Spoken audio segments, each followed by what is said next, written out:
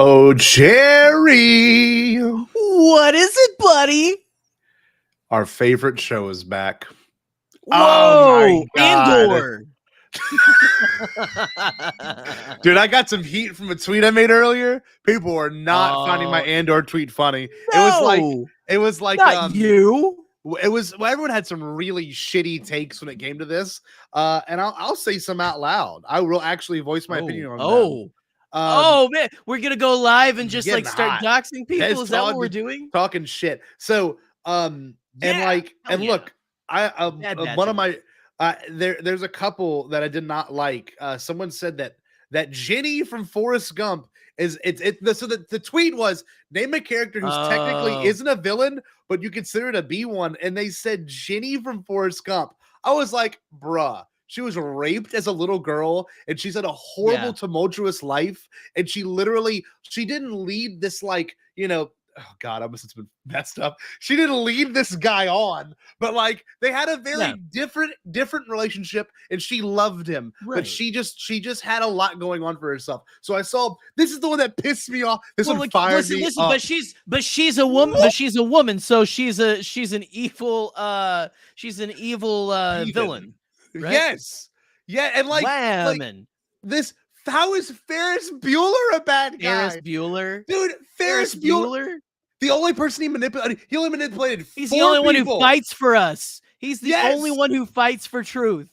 Everyone needs a day off, and the only people he manipulated is his parents. That's it. He's not a villain.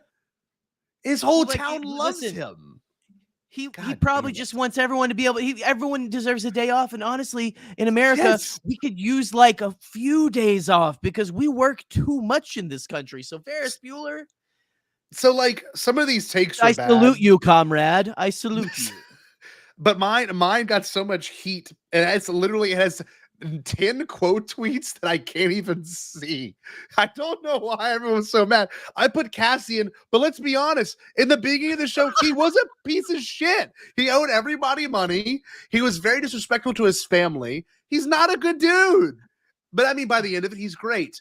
But he really is the villain. He blows up. Really, he helps blow the Death Star.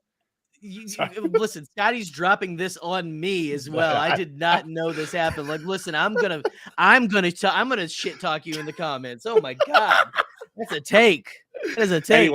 Anyway, hey everyone, all 16 of you. Where are y'all on Thursday nights? I'm already kind of mad.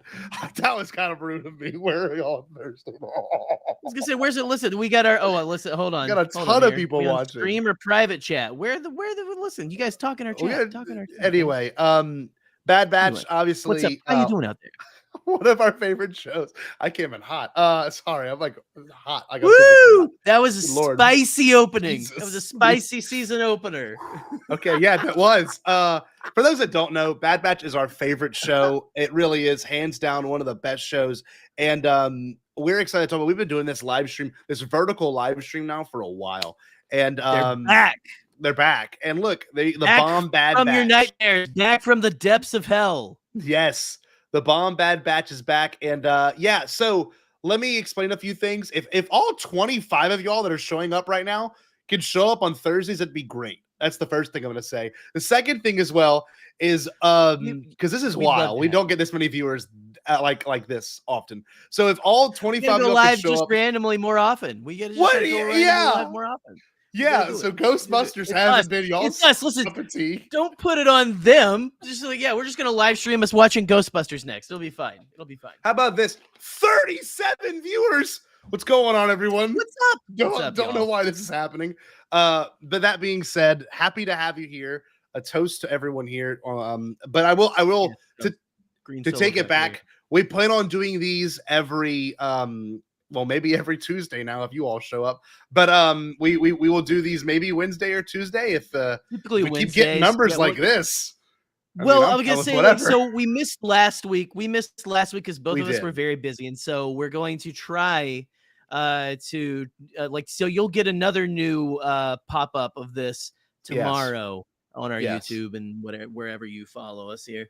We're going to be doing this, guys. We're going to be talking about the new episode right after not right after they drop, because we're not going to do it at 3 a.m. but yeah, no, we'll be here. We'll be here, guys. You guys come see us tomorrow when we talk about episode 4. But let's talk. We should probably get into talking about these first 3 premiere episodes. I agree. Final season. Yeah, the first episode, if I'm not mistaken, was called Confined.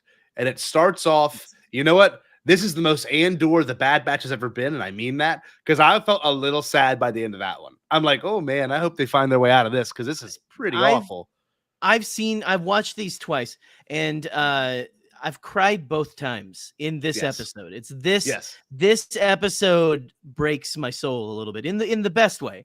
And I listen, I'm already not happy with the Kiners and and Jennifer Corbett playing with my emotions on Twitter today for tomorrow's episode. Oh. But yeah, just the actual passage of time in this episode is so brutal. Just the way that, like, you see Omega trying to hold on to hope, and then we cut away and we cut back. Her hair is longer. It's been like over 100 days that she's been there, and it's just absolutely devastating, right? Yeah. The dripping water is what got me, because it's obviously a kind of a trope in like Western movies, but like to think about it from a little kid's perspective, I mean that's heavy stuff, right? I mean, you don't think about like, sure, this person obviously didn't do anything wrong, and she's on the run with these people, and she's obviously sought after for some sort of reason. And most importantly, no one really talks about this. We still don't know Omega's skill per se. Whereas, Tech obviously was the more technology every person. Wrecker was the more person that dealt more with, like, I don't know, heavy artillery and being able to, just be a strong person. I also that comment. Do you think the water was full of hepatitis? Probably no, probably midichlorians, if I'm going to be honest with you. Yeah, it's chock full of, yeah. No, but I mean, everyone has their skill, and we still don't know Omega's skill, but something very interesting happens by the end of this arc, this first episode arc, that we will, of course, get into later. But I always loved her connection to animals, and if we look at someone like Grogu, we know connection to animals is a connection to nature itself, and there's, I think, something to that. So I honestly think, Omega, in some capacity, by the end of this arc, maybe has some sort of touch with the Force. Maybe that's her skill that none of us knew. And I love to see her walking around with, who's her older sister? What's her name again? It's Emery. Emery is the older clone. Yeah. And that, like, I want to believe that she has her best interest at heart. Yeah. Slightly. But it's hard to it's hard to believe that she's just so in the pocket of the fascists. Yes. Like the whole, and I mean, for Christ's sake, man, like, this kid can't even have a doll, like a little doll that she made and everything. Like, just like it's hard. It's hard to watch. It's just absolutely painful. It's a brutally real show for those reasons alone. Now there's some things that definitely resonate with me.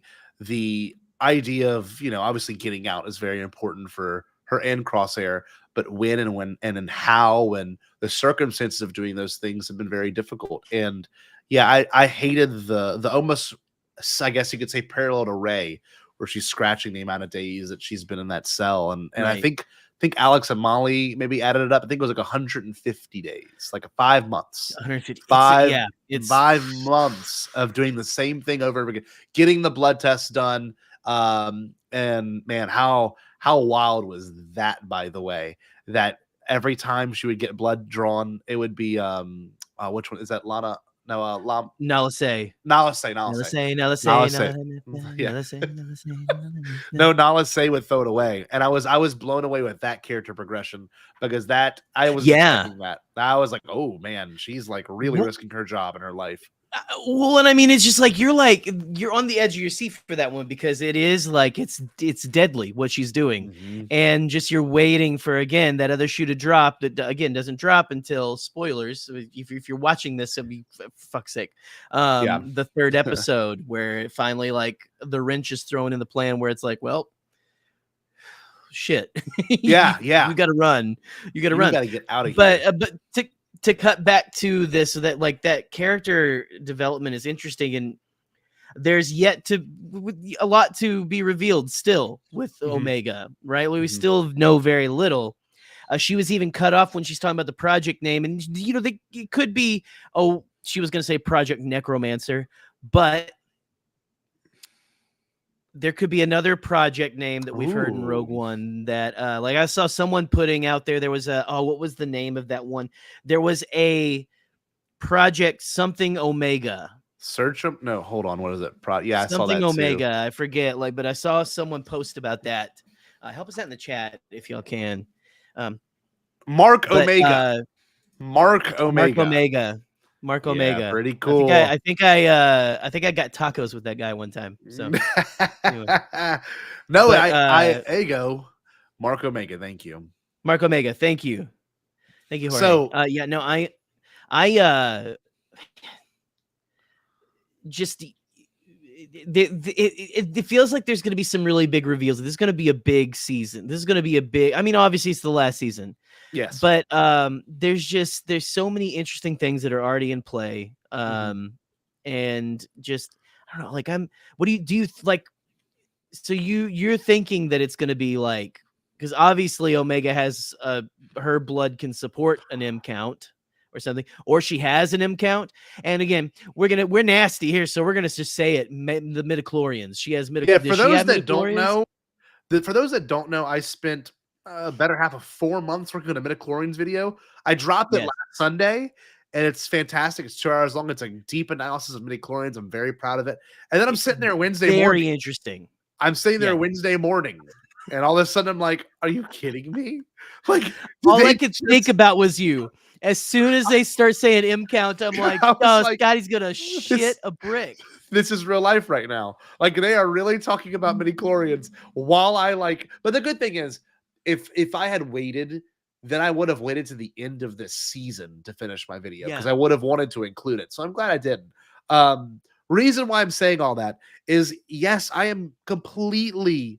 I'm compelled. Like I hope it means something. I hope the idea of her being able to sustain midichlorians means something, because that, for me personally, like that, God, they might even just go ahead and say it. She might even go, "What's an M count?" And then like, boom, this is what it is, you know? Or I don't know. I love this part of Star Wars. I love when they thread things together. And you know, I saw Scotty Holiday made a video that was like, "Is the Bad Batch fixing the sequels?" And I'm almost like, kind of like Clone Wars did help the prequels, right? Well, Rebels helped. Like that's what the OT. Rebels. Yeah.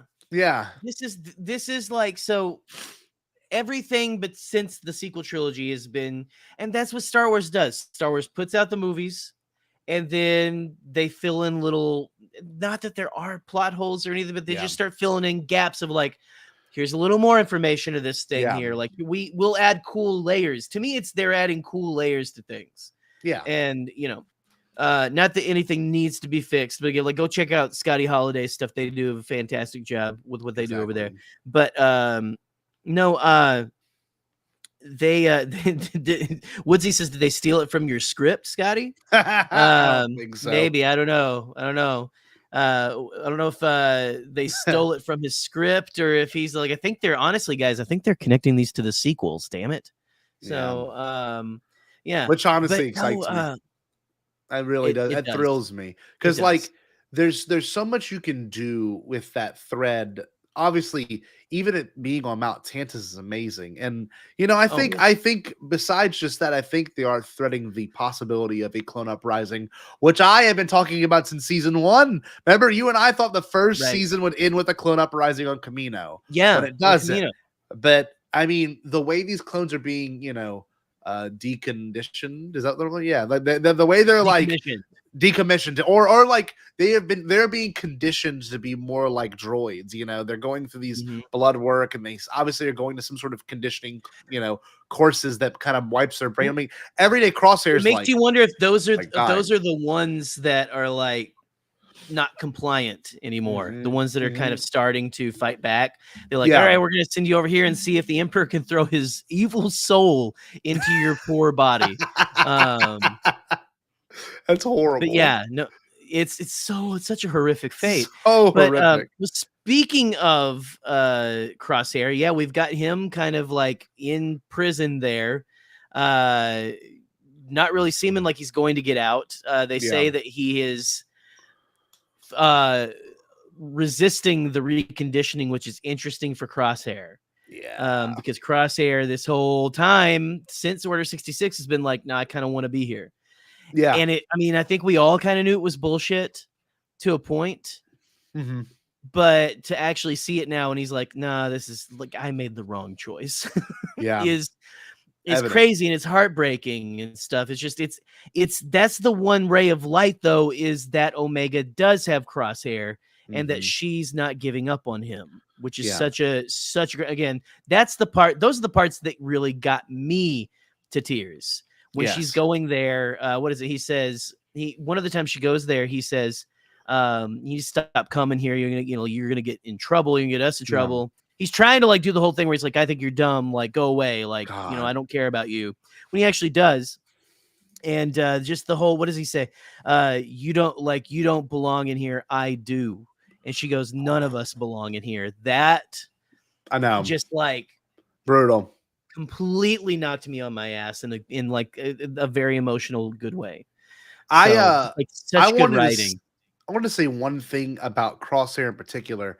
I love that he, in his ways, he's a man of few words, obviously, but when he does talk, it's always very deliberate. And I think, him kind of denying wanting to be involved in the escape, at that moment, kind of shows he's been planning it. And obviously he has something in his head, or he thinks he has something in his head.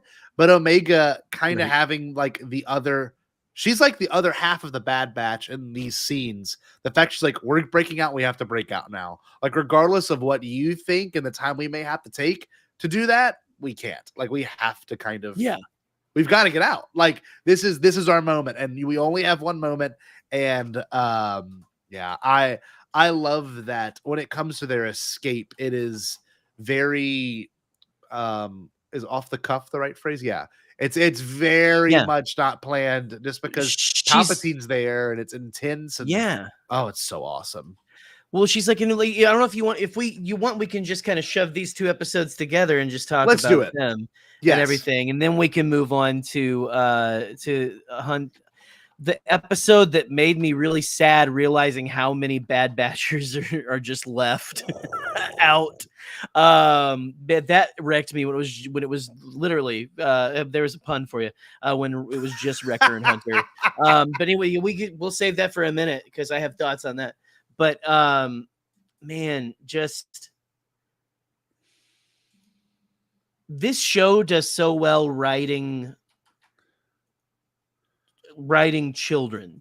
Like, it writes kids very well. Like, Omega feels like a real child. And again, that's Michelle Ang is doing a fan-fucking-tastic performance as Omega all the time. She's done it the whole time.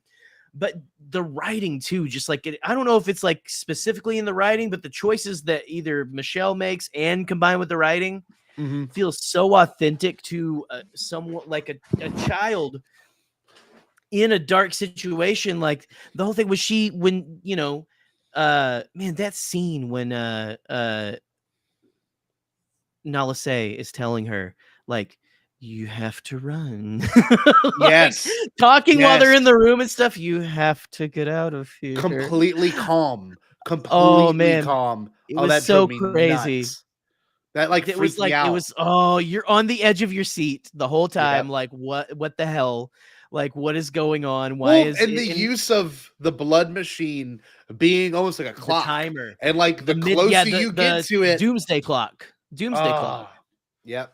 So I take the closer it, you get to, the more, the higher the stakes go. Yeah. I take it that the blood dripping in was Palpatine's blood, right? I think that's the point. And it's just drips, or some from one of his clones down there, and show us that damn clone. You think we'll see the clone when they open the thing? Do you think we'll see it by the end of the season? And if so, what do you think it'll look like? Do you think it'll look like a young version of the Emperor we've not yet seen in canon? Like maybe it looks like Rey's dad, or is it going to look like fucking Snoke?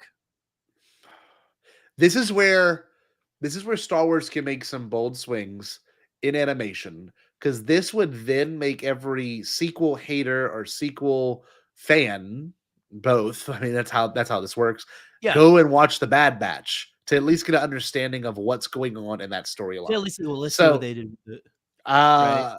Dude, as much as I want it to be Snoke, I think it should definitely be Dathan. You mean like Palpatine, or like maybe this is like it's a child, and when it comes out, it's like, I shall name you Dathan.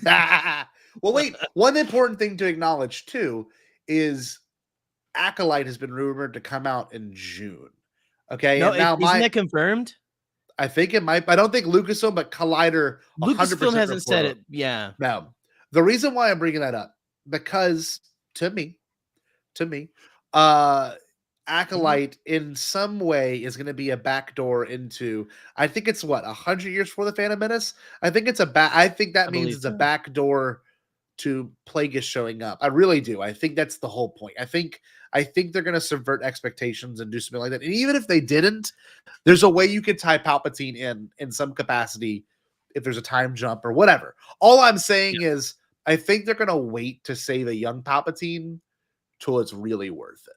Really worth it. You know what I mean? Like, but I think Dathan would be cool. Get a little Snoke bit would be amazing. Like, distance. Yeah. Right. Look, just to see like the wheels turning already right after Revenge of the Sith, and it's like a fucking lumpy Snoke. Yeah. Like, well, because in Mandalorian we all thought it'd be him, but it was Gideon. You know what I mean? That was what we thought the entire time. Those lumpy things in the in the tubes there. It would be cool if Gideon maybe worked on Tantus and like saw it firsthand, and he aspired to be a Moff one day. What if we get a young Gideon? What if we get a young Gideon in this? You know, I mean, amazing. Come on. It would be so cool to tie Mandalorian in that way too. And we know Grogu at this point is also, he's for a while has been in isolation on Naboo or somewhere. So like, God, like you've got so many threads, and we all thought the Bad Batch would save Grogu. Kind of glad that wasn't the case. That obviously wasn't the case. Well, and we were pleased as punch whenever Ahmed showed up as Keller and Beck, man. But like that's not what the show. They've clearly, clearly we know this show's not about like connecting Grogu or anything. Yeah, it has a very clear purpose of, this is the rise of the Empire, but it's also a look into the dark things Palpatine's doing with cloning. Exactly. Which I think is brilliant. Again, like it's brilliant just to watch the beginning of the rise of the Empire through the clone's eyes we were talking about before we got on. But to like have it also be we could see how the clone army we were seeing how the clone army ties even more into his wicked plans and stuff. His far off designs. He's trying to like recycle them into his forever life. His like his everlasting life that he wants.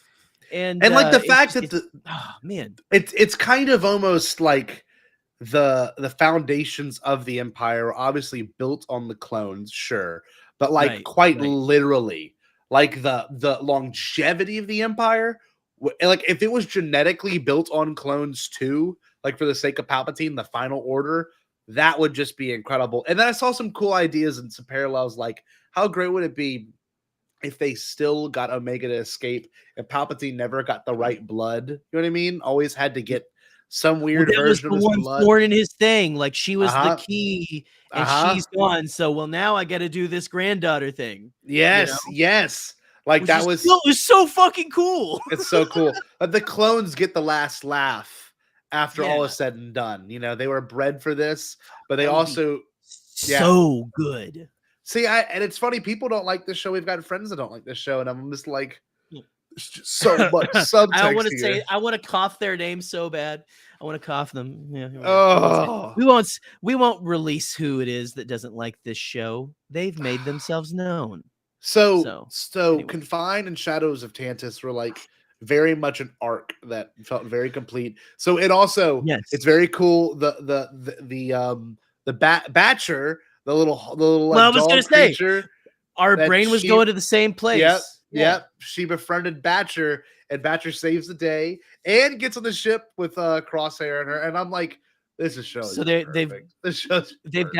got like the way they like pick up again, like another useless life form and things like that, but like just like the sanctity of life, and not even just like like in the wonderful Guardians of the Galaxy Volume 3, where like I thought we were only saving the higher life forms, where they like actually say that. Honestly is like such a fist pumping moment when all the animals come and like jump on the ship too. Just like the sanctity of life extends past us. Even it extends to the creatures around us and things. And like that's which is like, again, very one with the Force kind of a thing, you know. It makes you wonder how much of Omega is Force sensitive. See, I always thought Hunter would be the one.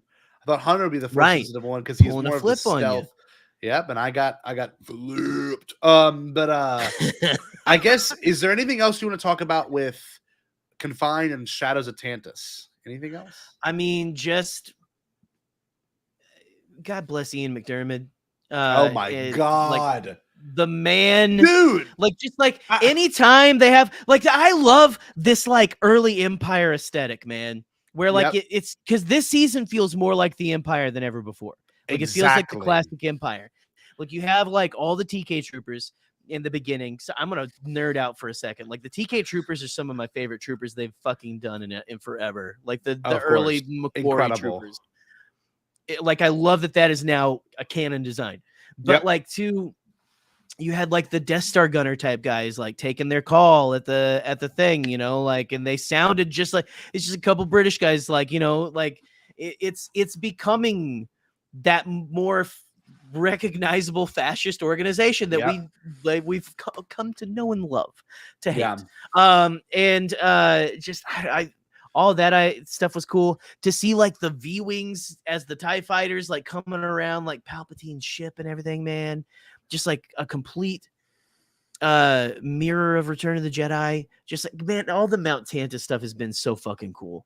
And the vault they go into was so fucking cool. Like all the laser gates and everything like that. And just like, tomorrow's going to be so, tomorrow we didn't even talk about like when they have the like, was Emery goes in there and tells Hemlock, like, no, she was a match. Like we got we got to call off the people as they're about to shoot them down. Shoot it and kill them. They let them go, and like they get out like right to light speed. He goes, a minor setback. It's just so Hemlock is cementing himself as one of the top tier villains of the saga. Like to me, Jimmy like Simpson.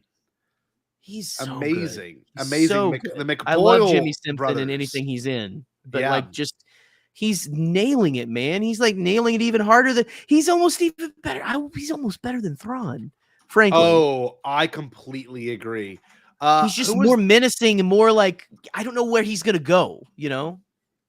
What was the Joseph Mengele was the Nazi that did like really messed up scientific experiments, but wasn't there another one that has like an H last name too?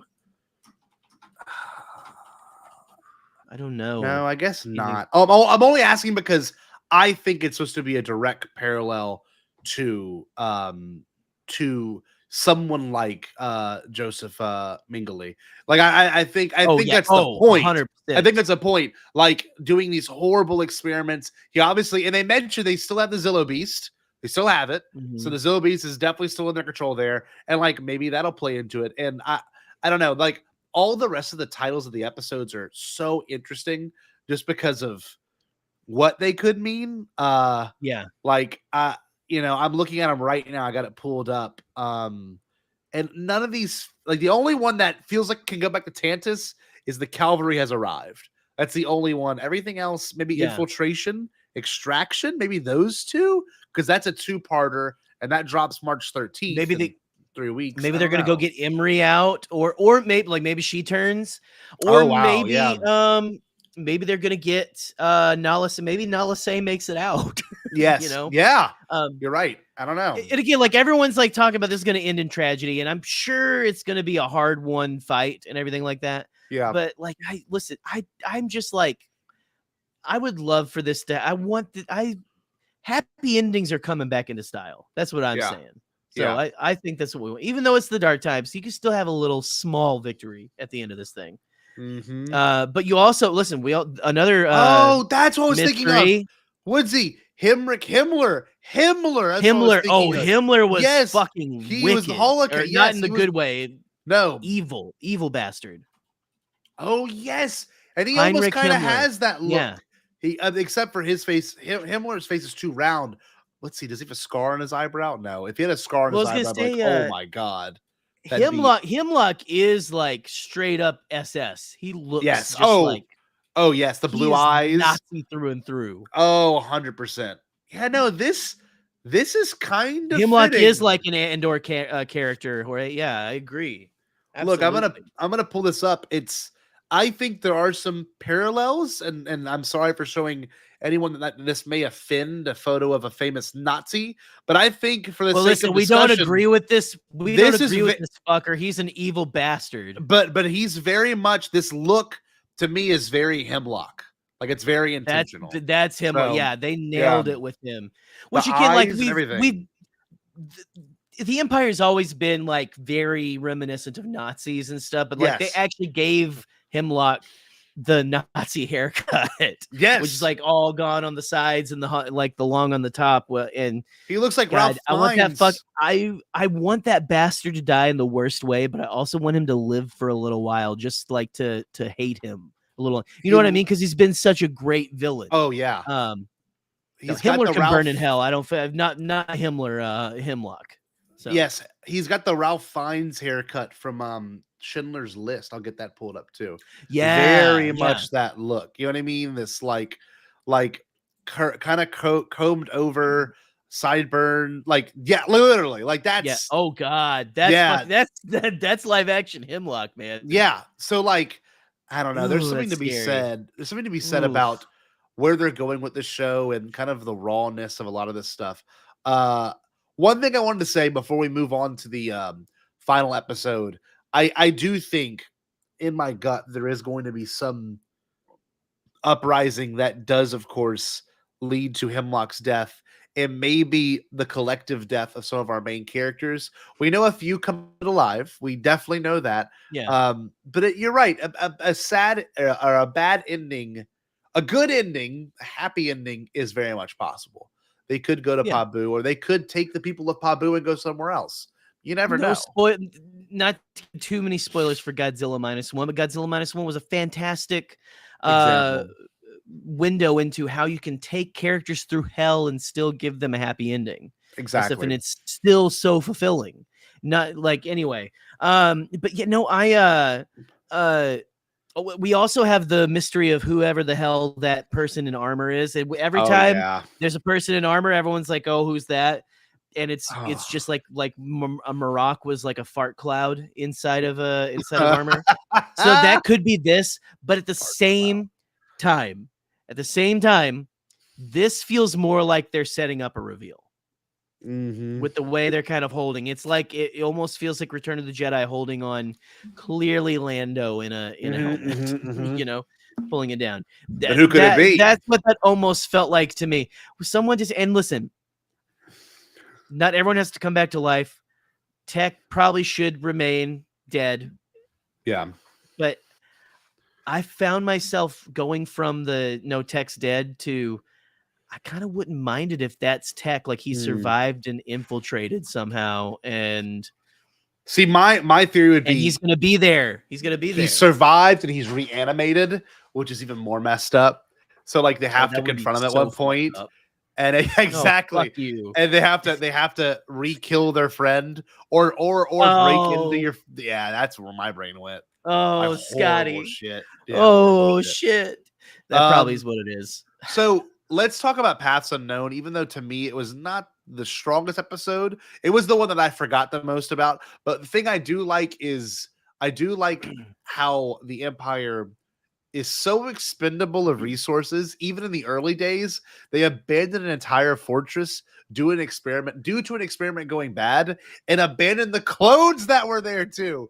That's amazing. That's amazing. Awful, man. Just like the way that it's so crazy the way that they're just like, oh, we were all expendable. We were the only ones who survived, the 3 that they find. And again, way to go, Julian Dennison.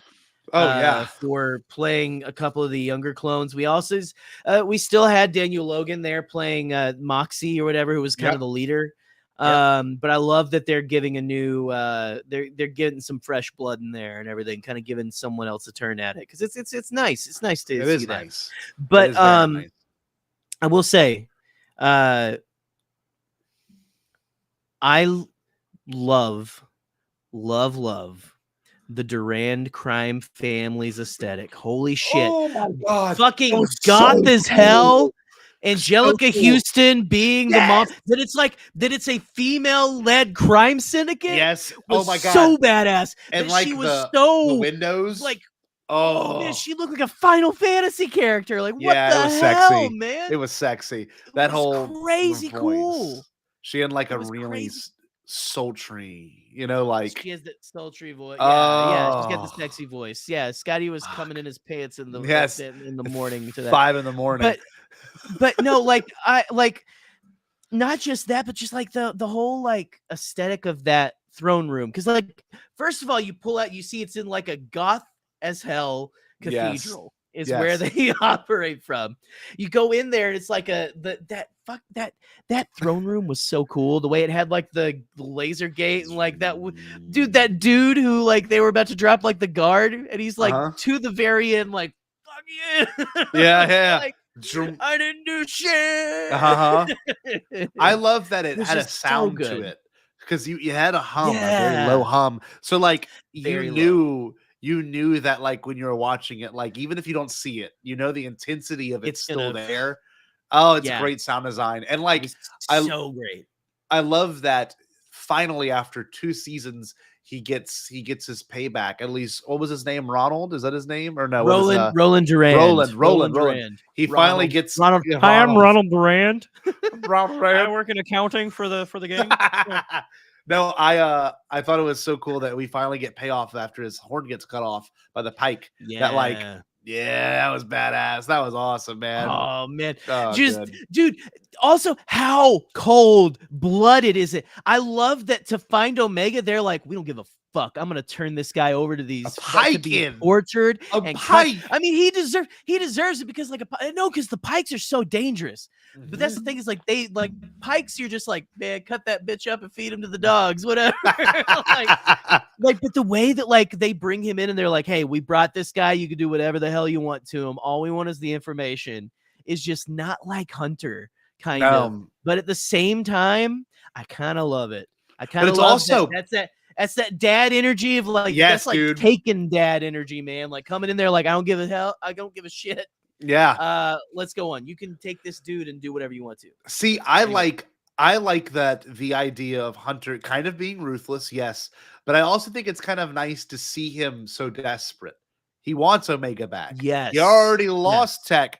Echo's already on the run trying to do stuff for himself, and the clone. Well, he's with Rex. Yeah, Rex and them are trying to like get people together, right? So, which again is like that leads to the theory that we've had since season 1. Like, there's going to be a clone uprising that's gonna, and again, that's what's and I've seen lots of people saying this, so this is not a strictly me opinion, but I am of the opinion that we're going to have that clone uprising, and then that's going to make Palpatine move shop from Tantus all the way to why am I forgetting the name? To Exegol, right? Yeah. I want to call it Deathlock or something. I don't know. Anyway, move it all the way to Exegol. So we set up shop over there, and like I'm just gonna leave it with my my fanboys because I trust them more than you guys.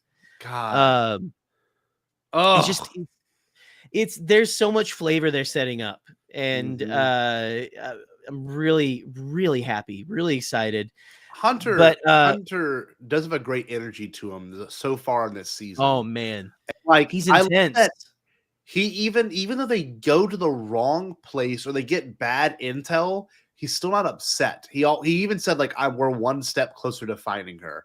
And I'm like, damn. I'm like, even after all of that, almost getting killed by the Sarlacc vine creature, like I was like, this is nuts. Like he so still isn't bitter. And you know, he had a found family moment. He's going to take them to Pabu. So I take it the next episode, which is tomorrow, is called A Different Approach. I guess they go to Pabu. That's not predicting. They bring the kids to Pabu.